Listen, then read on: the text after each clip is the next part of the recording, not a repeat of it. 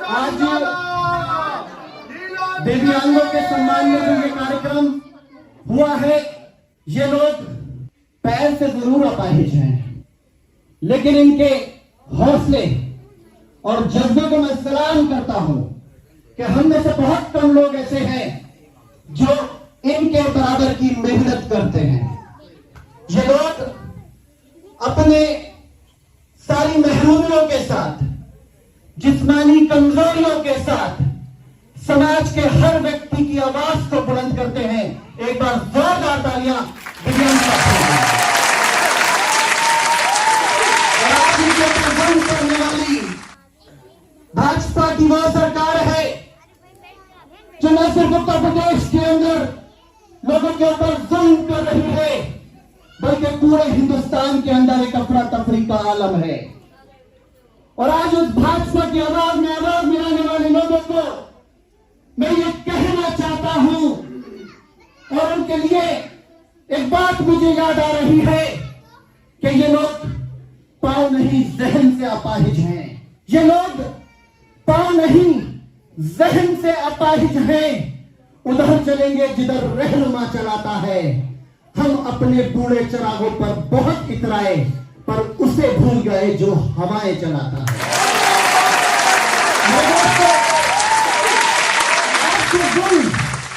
इस उत्तर प्रदेश की धरती के ऊपर गरीब गरीब लोगों के साथ किया जा रहा है, वो किसी से छुपा हुआ नहीं है। और उस जुल्म के खिलाफ मात्र एक आम आदमी पार्टी ऐसी पार्टी है जो हर वर्ग के लोगों की लगातार आवाज को बुलंद कर रही है। उत्तर प्रदेश के अंदर दहाड़ने वाली हमारी ये महिला प्रकोष्ठ की प्रदेश अध्यक्ष यहां मौजूद है, जो पुलिस की आंखों में आंख डालकर बात करती है, और जब ये बात करती है तो अच्छे अच्छे पुलिस वालों के पसीने छूट जाते हैं इनको गिरफ्तार करने में। रामपुर की अपनी मां और बहनों से भी कहना चाहता हूं कि अब आप लोगों को इस सरकार से डरने की जरूरत नहीं है। आप लोग खड़े हो जाइए, जहां पर जुल्म हो खड़े हो जाइए और आंखों में आग डालकर अधिकारियों से बात करिए, क्योंकि आम आदमी पार्टी ने अब उत्तर प्रदेश के अंदर आपकी आवाज में आवाज को मिला दिया है। आज बिजली की चेकिंग के नाम पर जितना जुल्म रामपुर के अंदर ढाया जा रहा है, उतना ही जुल्म उत्तर प्रदेश के हर जिले के अंदर हो रहा है। आज तमाम बिजली विभाग के अधिकारी लगातार लोगों के घरों में सीढ़ियां लगाकर दाखिल होते हैं और मां बहनों से बदतमीजी करते हैं, बदसलूकियां करते हैं। लेकिन मैं आपको कहना चाहता हूं कि अब अगर कोई बिजली अधिकारी या बिजली विभाग का व्यक्ति आपके घर पर आकर आपसे बदसलूकी करने की कोशिश करे, तो आप उसको धारा 135(3) समझा दीजिएगा कि धारा 135(3) के अंदर यह साफ कहा गया है कि कोई भी बिजली विभाग का अधिकारी सूरज डूबने के बाद से सूरज उगने तक आपके घर पर चेकिंग नहीं कर सकता। तो लिहाजा यदि कोई भी अधिकारी आपके घर पर आए तो महिलाएं निकलकर आगे कमान संभाले और उनके अपने घर पर अवैध तरीके से चेकिंग बिल्कुल ना करने दें। आम आदमी पार्टी की सरकार है दिल्ली के अंदर, तो वहां पर हर परिवार को 200 यूनिट बिजली फ्री दी जाती है। दिल्ली के अंदर बिजली विभाग से किसी को कोई समस्या नहीं है।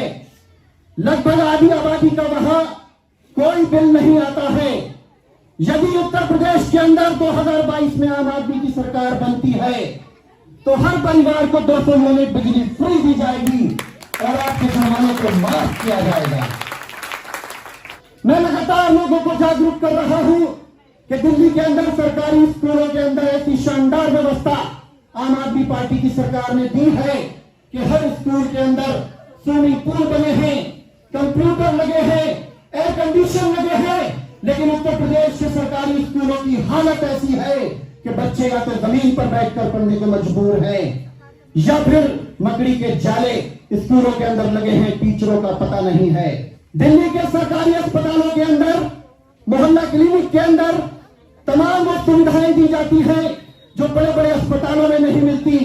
आज पूरे हिंदुस्तान से कोई भी व्यक्ति कोरोना जैसे महामारी के वक्त में दिल्ली जाता है और अपना इलाज कराकर वापस आ जाता है।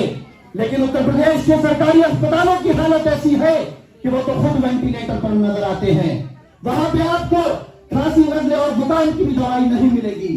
तो क्या सरकारें ऐसी होना चाहिए कि आपके हिस्से की दवाई को खा जाएं, आपके हिस्से के राशन को खा जाएं और कोरोना जैसे महामारी के दौर में कब्रिस्तान के अंदर दलालियां करें? आने वाले 2022 में उत्तर प्रदेश के अंदर और 2024 के केंद्र के चुनाव में अरविंद केजरीवाल इस देश का प्रधानमंत्री बनेगा।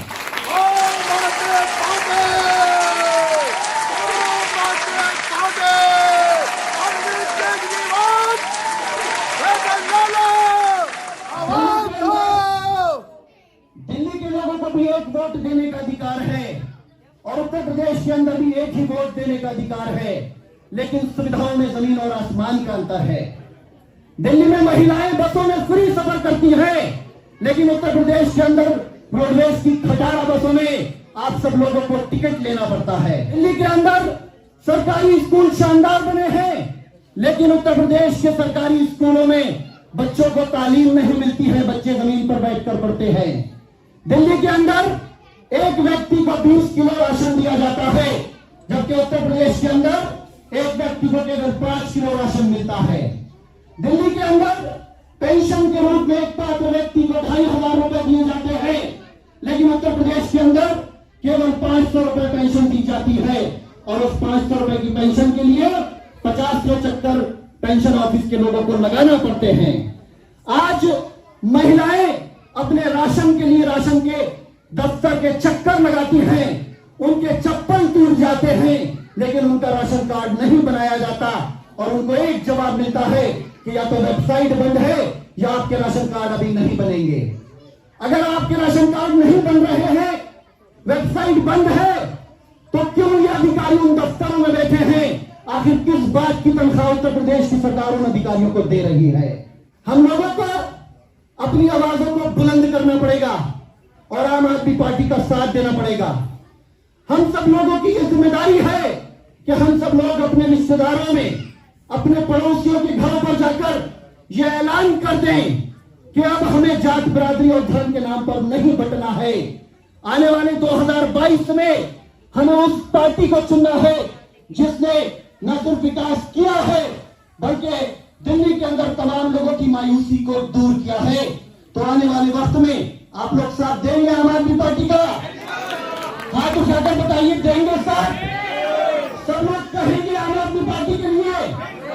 आप लोग जहां भी बैठे अच्छी बात का जिक्र करें, हर अच्छी बात का जिक्र होना चाहिए। आम आदमी पार्टी ने जो दिल्ली के लोगों के लिए किया है उसका बखान होना चाहिए। आप बाल की दुकान पर बैठे, पान की दुकान पर खड़े हो, शादी और महफिलों में जाए तो आम आदमी पार्टी का लगातार जिक्र करिए और हर अच्छी बात मुंह जबानी एक दूसरे को पहुंचाइए। घर घर के अंदर दाखिल हो जाइए। हमारे पास बहुत पैसे नहीं है प्रचार करने के लिए, हम बड़े बड़े बोर्ड नहीं लगा सकते भाजपा और कांग्रेस की तरह, लेकिन हम लोगों के दिलों पर राज करते हैं। हम लोगों के घरों में जाकर उनको ये बता सकते हैं कि जो दिल्ली के अंदर आम आदमी पार्टी की सरकार ने वहां के लोगों को सुविधाएं दी है, यदि उत्तर प्रदेश में 2022 में हमारी सरकार बनती है तो वही सुविधाएं और उससे ज्यादा सुविधाएं उत्तर प्रदेश के लोगों को दी जाएंगी।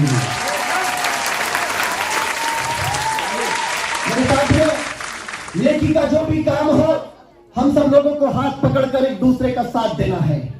जिस तरह लॉकडाउन में हम सब लोगों ने अपने पड़ोसियों का, अपने कमजोर रिश्तेदारों का ख्याल रखा है, उसी तरह हमें आज इस समाज को साथ लेकर चलना है। ये दिव्यांग साथी हमारे साथ हैं, इनका हमें हौसला मजबूत करना है और इनसे सीख लेना है कि किस तरह से अपने हौसले को मजबूत किया जाता है और जज्बों को साथ लोगों को मदद की जाती है। मैं हमेशा लोगों से कहता हूं कि हर कोई अपने परिवार के लिए जीता है, लेकिन थोड़ा थोड़ा वक्त समाज के लिए भी लगाइए।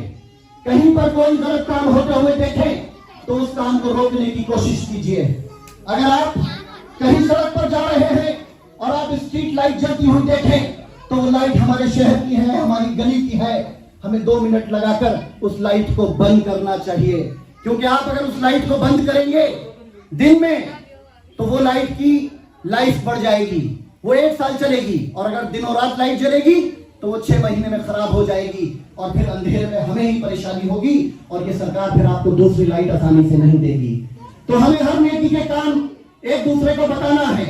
रास्ते में कहीं कोई पत्थर पड़ा है और आप अगर गिर जाएं तो आप 2 गालियां देते हैं और आगे बढ़ जाते हैं कि किसने पत्थर रास्ते में गिरा दिया। लेकिन मैं आप सब लोगों को कहना चाहता हूं कि अगर आपको कहीं कोई ठोकर लगे तो आप उस पत्थर को साइड में हटाकर रख दें, ताकि हमारे पीछे आने वाला व्यक्ति उसी तरह की चोट नहीं खाए जिस तरह की चोट हमने खाई है। हम सबकी सामूहिक जिम्मेदारी है कि हम एक दूसरे का हाथ पकड़कर साथ लेकर आगे चले, तभी इस समाज के अंदर बदलाव आ सकता है। क्योंकि जैसे जैसे वक्त करीब आएगा वैसे वैसे ये भाजपा की सरकार हिंदुस्तान के अंदर अपने नापाक मंसूबों को तेज करेगी और लोगों को आपस में लड़ाने का काम करेगी। अभी रामपुर के अंदर बेवजह में एक मजार को शहीद कर दिया गया किले के अंदर। कोई वजह उस मजार को तोड़ने की नहीं थी। वहां ना तो कोई सड़क पड़ रही थी, ना कोई खेल का मैदान बन रहा था, लेकिन मजार को खाना शहीद कर दिया गया। तो मुझे ये बात समझ में आती है कि ये सरकार चाहती है कि हम लोग मंदिर, मस्जिद, मजारों की लड़ाई में उलझ जाएं और इनसे शिक्षा पे, बेरोजगारी पर, बिजली पर, बेरोजगारी पर सवाल ना करें। तो हमें इनके नापाक मंसूबों में इनको कामयाब नहीं होने देना है, और हमें केवल और केवल जो भी आपके बीच में आए उनसे सवाल करना है कि लॉकडाउन में हमें राशन क्यों नहीं मिला। हमारी नौकरियां जा चुकी हैं, 15 लाख रुपए का वायदा किया गया, 2 करोड़ नौकरियों का वायदा किया गया, लेकिन मिला किसी को कुछ नहीं है। आज तमाम माए बहनें हमारे पास लगातार आती हैं और बिजली के बिलों को लेकर रोती हैं। हमारा दिल चाहता है कि हमारी कलम में वो ताकत आ जाए कि हम आपके बिजली के बिलों को 0 कर दें, लेकिन अभी हम इस ताकत में नहीं है। ऊपर वाले ने अगर हमें ताकत दी तो आपके बिजली के बिलों को न सिर्फ माफ किया जाएगा बल्कि आपकी बिजली आगे के लिए फ्री कर दी जाएगी।